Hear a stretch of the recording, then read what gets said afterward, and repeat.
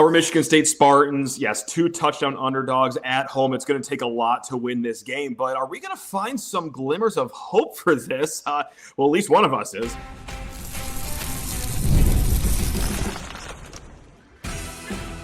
You are Locked On Spartans, your daily podcast on the Michigan State Spartans, part of the Locked On Podcast Network, your team every day.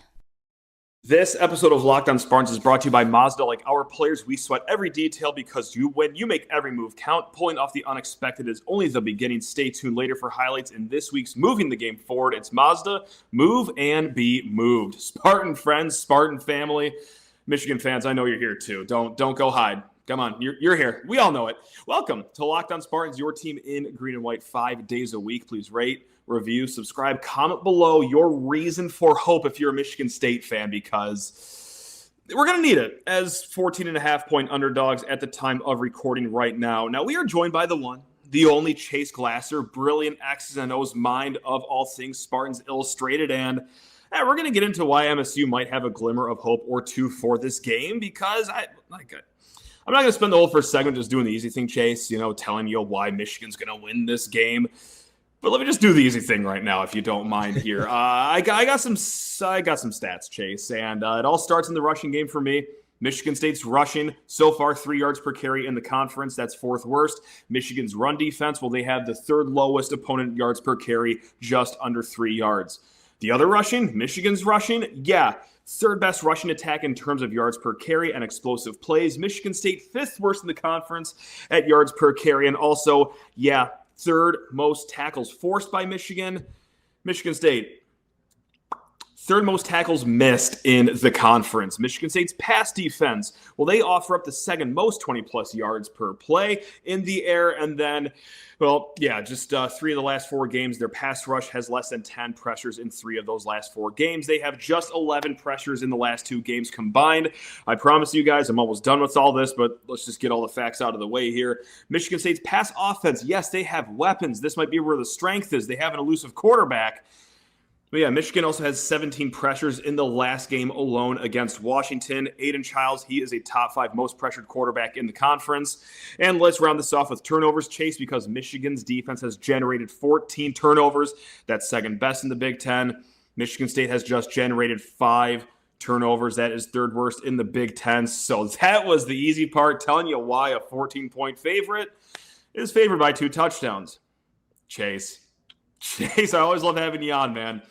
Tell us why Michigan State can win this game. Give us one glimmer of hope, please. Or just don't, and we'll say goodbye to you, and we'll act like this never happened. Well, let's start more broadly, Matt. I was thinking about this, and I think really in the Mitten State here, we're all winners, right? So thanks. I love Michigan. I think it is a fantastic state. We've got great cities. We've got great people, obviously. Oh, yeah. Beautiful natural landscape. And, in the hope of being unifying, right? I think we have great schools here. And there's a scenario, not the one that we live in, where this week is a celebration of 2 tremendous institutions of higher learning, right? And I was thinking about this. It's not going to be that, no? No, I don't know what it's going to be, but it's not going to be that, I'm sure.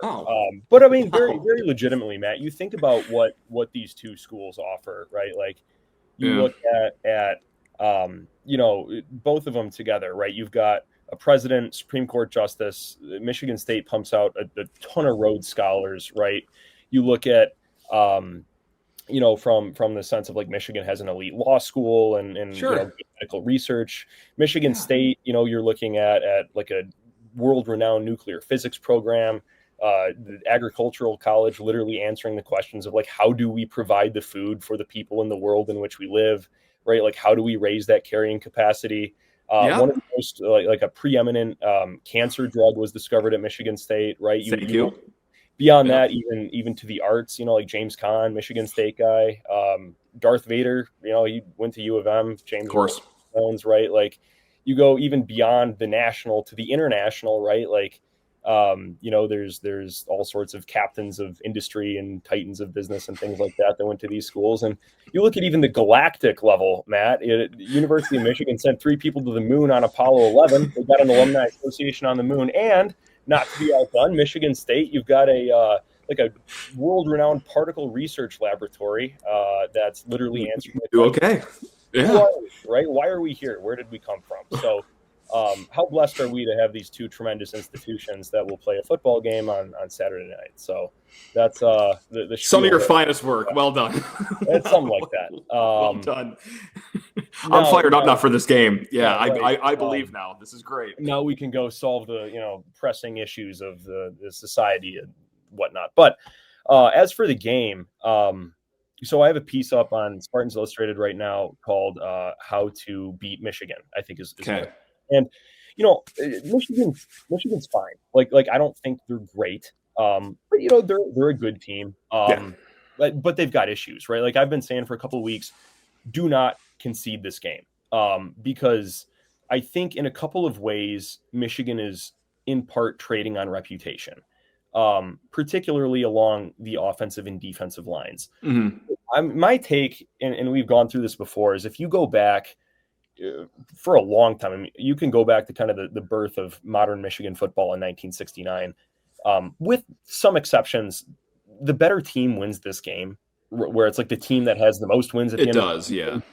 They win this game. Now, like the problem with that is there's a very limited predictive quality to that, right? Where it's like it's only obvious in retrospect, but it is obvious in retrospect. Where it's like in 2015, Michigan was favored, and that was a 7-5 Michigan team that got blown out in the Buffalo Wild Wings Bowl, and Michigan State was like the best or second best team in the country, right? Yeah. So like the whole idea is the team that's better should win this game, and I think Michigan's a little bit better, but I do think it's a little bit, and I think that some of the stats that you laid out in the beginning, Michigan's got this great rushing attack and everything, and it's true, they're good, but Justice Haynes, who knows whether or not he plays in this game? Who knows whether or not he's at 100% in this game? Now, right. Against Washington, Jordan Marshall, he was very adept at kind of just being a bulldog and getting 4 or 5 yards a carry.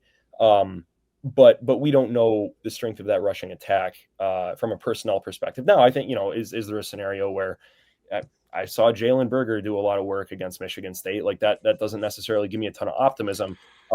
But I mean, I think Jordan Marshall for Michigan's a good running back. I think Justice Haynes is one of the better backs in the country. There's a big difference, depending on who plays there. That's something to look at. But when I talk about trading on reputation, you think, Michigan, well, they've got a great offensive line and a really good defense. Well, the defense is very talented and the offensive line has been productive. But you look at this Michigan offensive line and you've got a backup that's, not the person who started the year as your starter at right guard, who's now playing right guard. I frankly think has been an upgrade, but still not the person who wanted as the starter. You're looking at a third string tackle. I believe he's a true freshman or true sophomore in Blake Frazier, who's starting at left tackle after Evan Link went down with a long-term leg injury in their last game. So there could be a little bit of shakiness there. But really where I see opportunity for Michigan State is looking at Michigan's defense. Very talented. Interesting. Right? Very talented. But two things. One is they lack the top-end talent that they had last year. Like I do think on balance, Michigan's better than they were last year. But Michigan had 3 top 15 picks last year, 2 of which were on the defensive line. And did okay in the draft, yeah, right.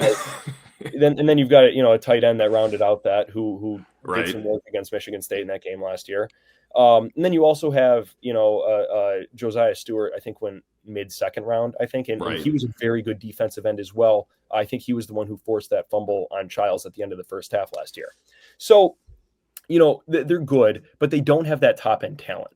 And what happened against Michigan State last year is in critical moments, that top-end talent hid some real problems in Michigan's scheme.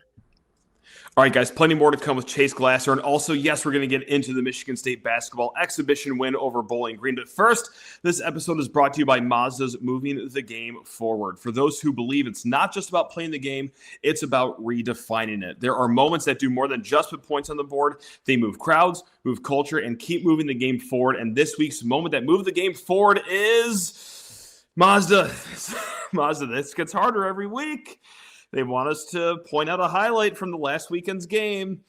I'm going to go with kind of bridge 2 gaps here. Nick Marsh, he gave Michigan State maybe one of the only glimmers of spotlight in last week's loss against Indiana, but also one shining ray of hope for this weekend's game against Michigan because, look, if MSU is going to win this game, it's got to be Nick Marsh balling out, which we have seen time and time again in his time at Michigan State. So, yes, we're going to go with Nick Marsh for moving the game forward. And please, Nick, move the game forward this Saturday.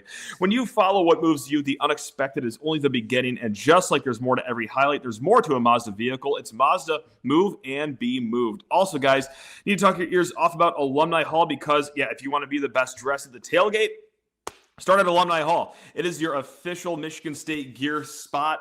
Guys, they have the best gear possible, officially licensed stuff. We're talking all the top brands from Nike, Columbia, Champion, Yeti, New Era, so much more. They have apparel for the entire family, from kids to adults, plus a huge selection of hats, gifts, all the tailgating gear you could want to make your setup the best in the lot this season. Whatever it is, you name it, Alumni Hall has it.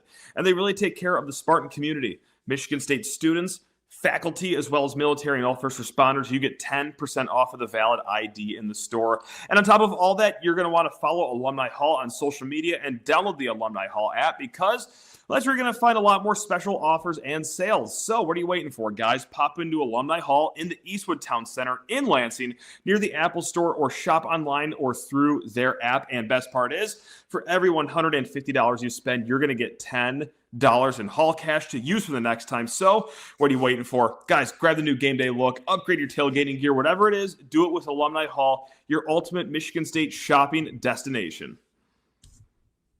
So if you go back and you look at that Michigan USC game from a couple of weeks ago, right. Michigan got pantsed. Like, it was something that a lot of observers pointed out in the offseason where it's like, Wink Martindale kind of likes to go in a 3-down, like bear front, if you put 12 personnel on the field. Now, if you go 12 personnel and spread those tight ends out, all of a sudden they don't have a good answer for that. And Michigan got gashed to death in the running game. They got screened to death. They did not belong on the same field as USC. Now, they play a team that I think looks a lot like Michigan State in Washington, where you've got a mobile quarterback. Now they have a running back and a couple of really good wide receivers, one in particular. In Michigan, just what they did was nothing. They came out and played base. They played, quarter, half, cover 6, and they were terrific. The question is, can Wink Martindale help himself? Because if you recall last year, Michigan State comes out and they're converting 3rd and longs all game long on screens and draws because Michigan's doing insane things. Like, we're going to line up Mason Graham at defensive end, have him loop over 2 gaps and try to, close off this huge bubble in the offensive line. Insane. If Michigan goes and does that, especially with some of the efficiencies and competencies that we saw Michigan State have against Indiana, there could be a real opportunity to do work there. So it just kind of depends on what Wink Martindale you get. So I think something that's going to be critical for Michigan State is when you get those opportunities, when Michigan is doing unsound things, you have to take advantage. Now, Michigan's talented on defense. It may be a case that they're talented enough where they can play schematically unsound and still get away with it. Right, of course. But Michigan State's got real playmakers at the quarterback position. They've got real playmakers at the wide receivers. I think that there probably will be a good game plan there that's drawn up. So that's where I say on the offensive line and on the defensive side of the ball, Michigan's trading on reputation a little bit. So, I'd look at that. And then I also think there's the whole, you do have a freshman quarterback who's playing in this game for the first time. Mm-hmm. Now, I actually have been very impressed with Chip Lindsey in being able to bring along Bryce Underwood's very talented, but he's not polished yet. He was a highly touted recruit, 5-star, not because he's somebody who can come in and be a polished starter day one. You see people like that. He wasn't one. Now, he's enormously talented. But he's not a finished product. So I think they've done a good job bringing him along and giving him a lot of simple, like, okay, here's what you're going to do. We're going to get you out of the pocket. Then we're going to introduce some kind of baseline RPOs. Then we're going to have you attack the middle of the field a little bit more. They've done a good job in bringing him along. But what Michigan's done is kind of what every school would do with a young, talented quarterback, which means that, if you are an enterprising defensive coordinator, you can kind of see that coming. That's what happened against Oklahoma. And, that was ugly for Michigan on offense. Like, that was ugly. You hit one lightning strike and when Justice Haynes just gashed him, and that was it. And now, if Justice Haynes is playing, if he's healthy, he can do that to you. So, I do have real concerns about Michigan State's ability to fit up the run. Another potential vulnerability is, Michigan, especially against USC, did not do a good job of fitting counter and power. They did not. Okay. From a straight up responsibility, Jayshon Barham got a lot of press after having a really good game against Nebraska. Now, next game, I saw Michigan State go in there and have 6 sacks against Nebraska. And last week, I saw Minnesota get like 9 sacks against Nebraska. Yeah, right.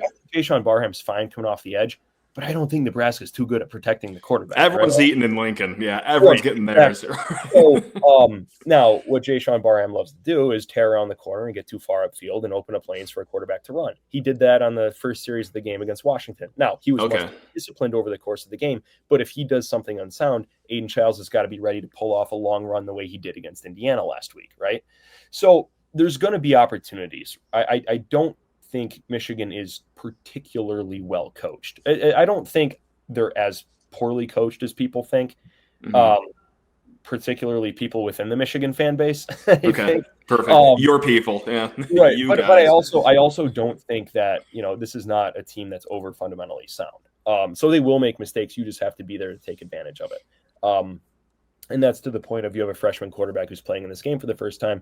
If he gives you a couple cookies, you can't drop those, right? You have to, if there's turnover-worthy plays, you have to absolutely take advantage of that. Something else that Michigan's had some trouble stopping throughout the course of the season is quarterback runs, right? So like Central Michigan did some work in the quarterback run game. John Mateer did that as well. Yeah. Now they only had a few designed quarterback runs. Washington did in the game last week, and Michigan State did a good job of snuffing them out. Or Michigan did a good job of snuffing them out. But that's something where if Childs is able to break contain a little bit, you have to be able to move the ball. I think overall too, Michigan's not an overly explosive offense if Justice Haynes is not reeling off huge. I've noticed that, yeah. I mean, I do think, people talk about the wide receivers like it's completely, just no production whatsoever. It's slanderous. It's tough. I also think in a negative way, Michigan's trading on reputation in that a bit as well, because the first couple of games of the season were pretty bad. McCulley's fine. I mean, they have they're kind of two outside wide receivers, I think, are both over 6'4". And like Andrew Marsh is young player, extremely athletic. He's going to be very good. Mm-hmm. He's been good down the field as well. Donovan McCulley's a kind of jump ball type that they brought in who's been good in that role as well. So I think that those guys are fine catching the ball. Michigan had a lot of injuries at the tight end position, but they rolled out tight ends 3 and 4 and got a ton of production out of them against Washington. So, if Michigan State can play well there and limit the productivity there. I think where Michigan really does have problems, though, is in the slot. Like, they have the outside receivers, they have the tight ends. They don't have consistent play out of the slot. Samaj Morgan has struggled catching the ball a bit. I think that's very fair to say. So if there's untimely drops, Michigan State has to take advantage of that and just get them off the field. But, if Michigan's not explosive and they have to, go on a 9, 8, 9, 10, 13 play drive every time to score, they can have a hard time turning yards into points. So if you make them kick field goals and then Michigan State's able to reel off some explosive, there's certainly a path for Michigan State in this game. Is Michigan a little bit better? Probably, but they are. Yeah. I just don't think that it's not that pronounced. You have people talking like it's the 2023 game, and Michigan's just not that team. And frankly, Michigan State's not that team. Like, it just feels like it. God. I don't look at you being the ray of sunshine on this show. The State fans are all going to love you and despise me after this one, but vibes are horrendous on my end. So thanks for all that. That was nice of you, Chase, man. I don't know, but maybe it's I always feel like this game's going to be close, and I feel like a lot of times, right? I know. I don't know. I think that I do think you've heard enough from the program this week where there is a concerted effort to get out to show that we understand what this game is about. This matters. There just better be. Not to sound like threatening or make an ultimatum, like I'm going to do anything, but you better show that this is a different game. Certainly. And then maybe you'll be within 2 possessions. But I do think, 13.5 points seems like a lot, right? Michigan hasn't scored more than 24 points against a Power 4 opponent. That's what I keep, looking at. I guess they scored 30 against Nebraska, but still, it's like you have 24 points against Oklahoma in the first game, then you get 30 against Nebraska, you get 13 against USC. It's just 24 last week. This is not, I think they're coming along. And also there's the road home thing. Michigan's looked a lot worse on the road than they have at home. Is part of that, playing USC and Oklahoma, maybe. But USC and Oklahoma aren't awesome. Oklahoma's not going to be winning the SEC, and USC's a solid team with a good offense, but Notre Dame didn't have athletes. Yeah. Right. So it's just, I think it will be a competitive game. And we have both talked about this before. I hope that come next week, what we're talking about is football and not something else. Here's hoping. Yeah, and I don't think he's referring to the basketball that we will be talking about in the next segment here. That's right. Whatever happens in the Bowling Green game, we'll get to it in a little bit. But Chase, before we let you go, really quick, let's just do score predictions because that's the oldest trope in the book. And I know that a lot of fans are going to take what you just said the last few minutes and say, oh my God, he's predicting a Michigan State victory. So let's just get on the record here. One thing I keep hanging my hat on is this can be a game where it is the first team to 24. Can Michigan State be that team? Yeah, they can, but I've also watched them the last month. So I'm going to go Michigan 28 and then Michigan State 15. They go for 2 at the end for some weird reason. It's just going to be a weird score, 28-15. That's where I'm at right now. So I'm sorry, State fans. I really wish I could bring a bucket of sunshine over here and, say that I believe. I don't. It's funny. It's funny you say that because I went through, I think, what's probably a very similar thought process to you, where it's Michigan's going to get probably maybe 2 or 3 touchdowns, and then there's going to be a couple other drives where they kick field goals. Sneaky field goal kicking's been a bit of a problem for Michigan, which is bizarre. We talked about that yesterday. Yeah, fascinating. Was unreal last year. Just nails, and he missed I think 4 already this year, and Michigan's punting situation is extremely up and down too. So just another thing that State will have to take advantage of because Ryan, he's really good for Michigan State. But I was thinking they're probably going to kick some field goals that they probably shouldn't, just because they're not going to be able to finish drives. State, they have the ability to score a lot more points than they probably will, just because I've watched this team for the last couple months too, and I would say I was thinking 27-16, where it's just kind of frustrating and it feels closer than maybe it is the whole time. It's been difficult for me to find a way that Michigan State consistently outscores Michigan. Mm-hmm. But I'll tell you, I was at the game last year when I'm looking up at the scoreboard and Michigan State has 138 yards and Michigan is 2. And that's not an exaggeration. That's when life was fun. We were smiling at that point of the game. So it's to the narrative of they're not going to be ready for this game. They felt plenty ready last year. It just was a matter of Michigan dominated the middle 8, got a turnover, and Michigan had 2 trick plays that set up both their touchdowns. So it's the most obvious trick play too to Colston Loveland. My God, just why you letting him run across your face? It's okay, I'm over it. It's fine. It was a year ago. We're done with it. God. So anyway, yeah, but it's it's a struggle for me to see it being. It's going to be a very frustrating game, I think, for both fan bases. I agree with you on that. Next week, and everybody's just kind of feeling that was okay. Let's do this all again next year. So. Take a shower right after the game just because you feel grimy about it. But hey, I'll take any win over here. I'll take a grimy win. I'll take a fun win. I forgot what that feels like, but whatever, man. Guys, that's Chase Glasser doing fantastic things over at Spartans Illustrated. Yeah, let's do this thing. But hey, guys, we're going to talk about basketball here in a little bit and then 5 best bets. So stay tuned. Chase, you're the best. Take care. All right, guys, it's almost the weekend, so it's time to look back and crown this week's MVP on Who Delivered, powered by DoorDash. Just like you can win every Saturday with DoorDash Streaks, saving more every time you order. These players delivered when it mattered the most. So, hey, let's break it down. For our Michigan State Spartans, yes, it was a loss last week against Indiana, but you need Aiden Childs to look the way he did in the first half of the Indiana game if you want to win on Saturday. Yes, I understand the 2 games before that weren't the greatest from him, but we've seen the glimpses from him He's got to deliver this Saturday if we want to smile by the time the clock hits midnight on Saturday. He's delivered often this season.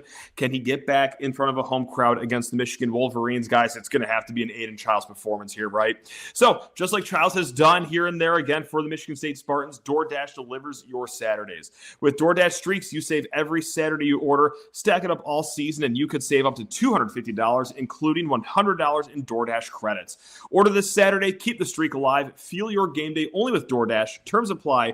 Promo period goes through November 18th. Also, gang, keep your Saturdays, your Sundays, your Mondays, or as you already know at this point of the season, every day that ends in Y has some football. Spice it up a little bit more with FanDuel because, yeah, the NFL season's here. You already know that. But did you know that FanDuel has an offer that you do not want to miss if you are a new customer? Because new customers bet just $5, get $300 in bonus bets, and if you win, that's right, just pick a bet, put down $5. If that hits, you're going to unlock $300 in bonus bets to use across the app. For example, hey, go ahead, use those bonus bets on this weekend's game, right? Michigan State, they're catching 14.5 points. Do you want to take those points? Or do you believe in the Wolverines? Do you want to lay those points? Or do you want to go ahead and swim in the props? Guys, that's what I do for this game. First-time touchdown score. You already know I'm going to be on it somehow, some way. But guys, they make every single football Saturday, Sunday, Monday, just like I said, any day of the week at this point, even more electric. So what are you waiting for? Visit FanDuel.com to download the FanDuel app today and get started. Michigan State basketball is back. And it comes at a right time. You know, Tom Izzo, never on schedule, always on time. Now, that would work if there wasn't an actual schedule. Of course, he's also on schedule. But my God, doesn't it seem like the last few years, Michigan State basketball always coming to our rescue for our mental health at the right time here, guys. But hey, you know what? Let's talk about this exhibition game tonight on Big Ten Network Plus. And I got to say, the Student U production, they did a fine job, as they always do. I would even say more than a fine job. I really had a delight listening to their synopsis of the game. Good, solid production. Now, look, let's talk about the game here. 75-66, and it's not a game we're going to scream, we're going to panic about, even though it was a tied game with, 6 minutes left-ish.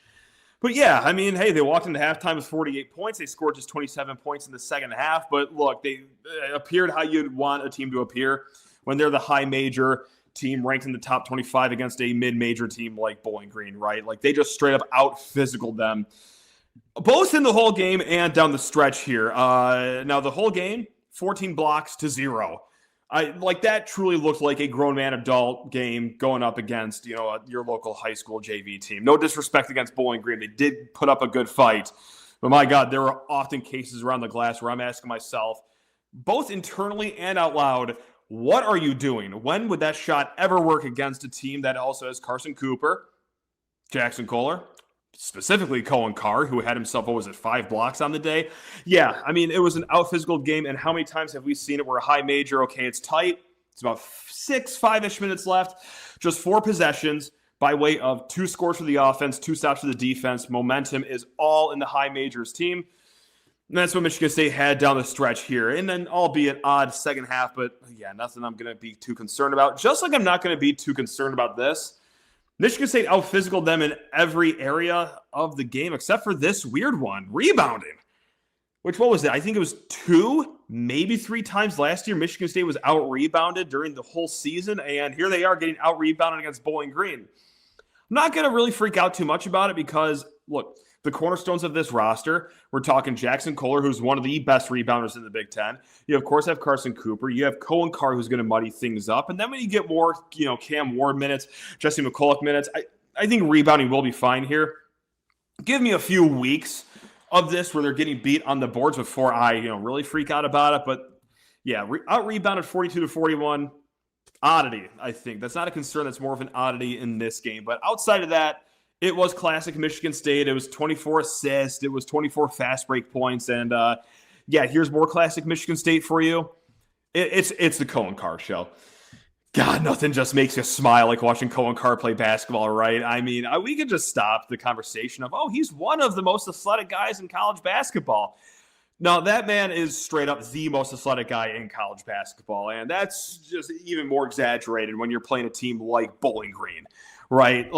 Yes, you still see when he does play Big Ten teams, but You see that against the Falcons. Yeah, he looks like he's in a completely different league of his own. 17 points, 5 rebounds. Like we said earlier, 5 blocks. He was anywhere and everywhere for Michigan State.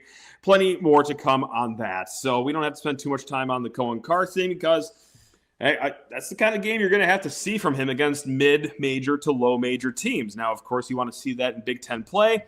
Was his jump shot all the way there in this game? No, it wasn't. Did he take a lot of threes? No, he didn't. Just wanted to be precise. But, a few mid-rangers. 7 for 11 shooting on the whole game. The free throws were not a great situation for him. 3 of 8 from the line. But it's a roller coaster like we saw last year with Cohen Carr, right? Like, he could be dynamite from the line. He could also have, cryptocurrency-type market crashes at the free throw line. But let's move it on here because there was one thing that I was really interested in to start this game, and that was Kurtang getting the start over Samford transfer Trey Ford. Now, I say Samford transfer because he's been on, 11 schools in the last 5 years, but that was his last stop. Kurtang gets the start, and to me, that says two things. One, the staff believes in the former 4-star Kurtang. Okay. Yeah, duh, right? And then the second one, this is going through, the press clippings and the media quotes. When Tom Izzo talks about Trey Ford's defense, saying that it's really not up to speed. So I was looking at this through a lens of, okay, this is definitely going to be what I'm watching from Michigan State side of things here. Let's see here. Trey Ford, what is it with you in your defense? I got to say, his defense wasn't atrocious today. It wasn't bad. I would actually say it was just fine today. But I will also say, it's not like Bowling Green was doing a lot of motion off the ball. It's not like he had to focus on a lot of off-ball screens, backdoor cuts. He actually had a pretty simple assignment, all things considered. And, I know Bowling Green wanted to come out and win today, but even them, I imagine, kept things a little bit vanilla offensive set-wise. And that could also be because, they are just like any other mid-major team and have a skrillion transfers. So I'm excited for Tuesday's game against UConn just to see how Trey Ford looks defensively against high major ball, against guys that, might have a more established offense with a lot of just intricate moving parts like a UConn offense does. But yeah, Trey Ford, I didn't think the defense was that bad, and his offense was fine too. 9 points. He was 3 of 5 from behind the arc. He was really Michigan State's only solid 3-point threat.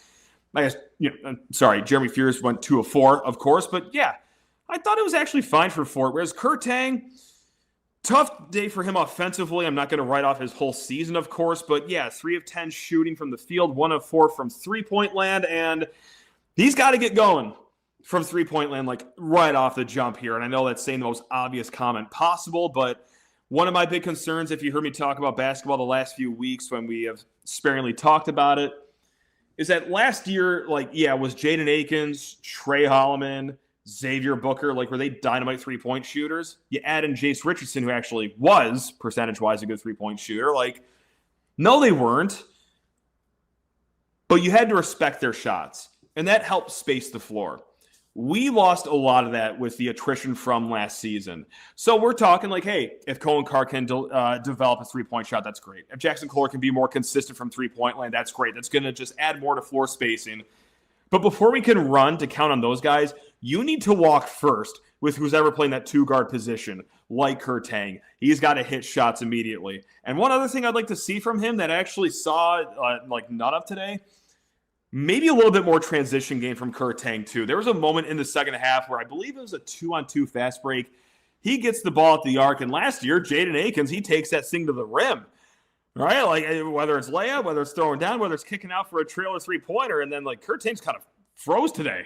It's oh no, if we're freezing in transition one-on-one against a guy that's on a mid-major, what's that going to mean when we're facing Arkansas, Kentucky, a Big Ten team? So wanted to see a little bit more from Kurtang. Again, not panicking, but yeah, when it comes to the 2 position, a very important position for this team, we're throwing a big pin in that right now. So outside of that, just a little bit, just still weary about 3-point shooting. They were 32% overall from today, and obviously didn't come from Tang. It came a little bit from Fort, but you also got a 3-pointer from Jesse McCulloch. Okay, is that going to be sustainable? I thought it was interesting. Carson Cooper, we're talking about him stretching the floor. He had a wide open 3 in the second half when it was a tight game, but he didn't take it. But was that because it was a tight game? But then again, it's an exhibition, so let that thing fly, young man. But whatever. We're going to keep on having this as an ongoing conversation of if Michigan State can stretch the floor from three-point land, because that's going to be one of the early storylines to this season. But again, guys,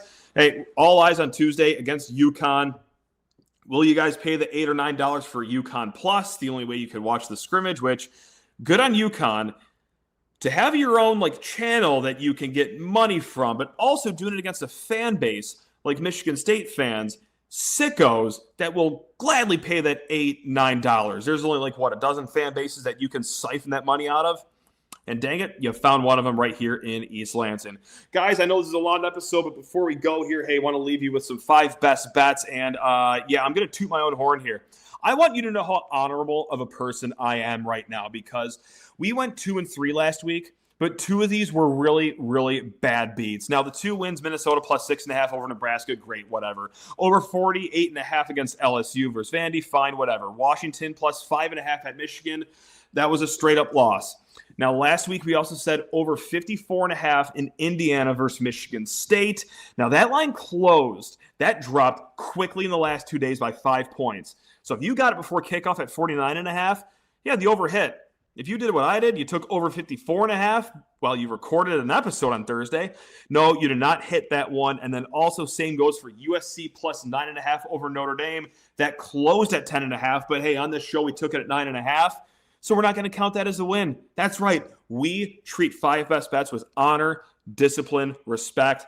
And dang it, that's why we're sitting at an 18-22 record right now. So let's pick up the pieces. Let's move along. Let's try to get to a straight-up 500 record, or even better, that'd be nice. With these 5 best bets, we'll go through them quickly, guys. Nebraska minus 7.5 over Northwestern. There's no more Matt Rule Penn State talk anymore. Nebraska's at home. They're hosting a Northwestern team that's very vulnerable. Let's go Huskers minus 7.5. We're going to go to SEC country under 51.5 in Ole Miss versus Oklahoma. Going to be a tough road game for Ole Miss. I do like Oklahoma's defense, and I'm not entirely sold that John Mateer's all the way back from his injury. So under 51.5 for that one. Oregon minus 33.5 versus Wisconsin, solely because I think Oregon can score 34 points in this game, and I don't see Wisconsin scoring until the 2026 season. Now we're going to go back to SEC country, LSU versus Texas A&M. I think the game of the weekend right here, outside of ours, of course, but I'm going to go under 48.5 in the Tigers versus Aggies game for this one. And then, guys, without further ado, I was